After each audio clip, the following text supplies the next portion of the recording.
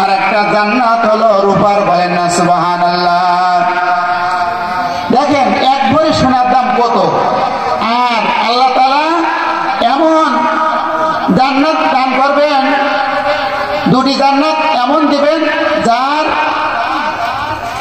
ওই দুটি জান্নাত হলো কি বলেন, কি বললাম, ও জান্নাতানি মিন ফিজ্জাতিন আনিয়াতিহা মিন ফিজ্জা, দুটি জান্নাত হবে স্বর্ণ নির্মিত এবং ওর সমস্ত আসবাবপত্র